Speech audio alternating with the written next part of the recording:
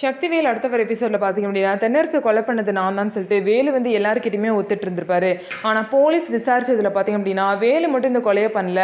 அந்த அயன் ராடில் பார்த்தீங்கன்னா ஒரு பொண்ணோட ரேகையும் இருக்குது. அதனால ஒரு பொண்ணோட சேர்ந்து தான் இவர் வந்து தென்னரசை கொலை பண்ணியிருக்காரு அப்படின்னு சொல்லிட்டு புதுசாக ஒரு சொல்கிறாங்க ஒரு கதையை. இதனால வந்து பார்த்தீங்கன்னா வேலோட ஃபேமிலி எல்லாமே வேலுக்கிட்ட அப்போ நீ மட்டும் கொலை பண்ணலையா, ஒரு பொண்ணோட சேர்ந்து தான் நீ தென்னரசை கொலை பண்ணியிருக்கியா, யார் அந்த பொண்ணு, எதுக்காக அந்த பொண்ணோட சேர்ந்துட்டு நீ கொலை பண்ணிட்ட அப்படின்னு சொல்லிட்டு வேலு வந்து தப்பாக பேசுவாங்க. ஆனால் வேலு பார்த்தீங்கன்னா கொலையே பண்ணியிருக்க மாட்டார். எல்லாரும் ஆனால் பார்த்தீங்கன்னா வேலு உண்மையை ஒத்துக்கிட்டனால வேலு தான் வந்து கொலை பண்ணியிருப்பாருன்னு சொல்லிட்டு எல்லாருமே நம்ப ஆரம்பிச்சிட்டாங்க.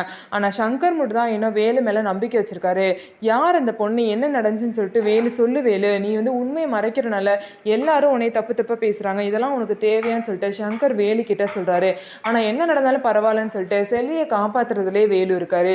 ஸோ இதுக்கப்புறம் என்ன நடக்க போகுது, வேலு கண்டிப்பாக வந்து ஜெயிலுக்கு போயிடுவாரா, இல்லை எப்பயாவது உண்மை தெரிய வந்து வேலு இதுலேருந்து தப்பிச்சிருவாரா அப்படின்னு சொல்லிட்டு வெயிட் பண்ணி பார்க்கலாம். நம்ம வீடியோ உங்களுக்கு பிடிச்சிருந்தா நம்ம வீடியோவை லைக் பண்ணிக்கோங்க. மறக்காமல் நம்மளோட சேனலை சப்ஸ்கிரைப் பண்ணிவிட்டு பாருங்கள்.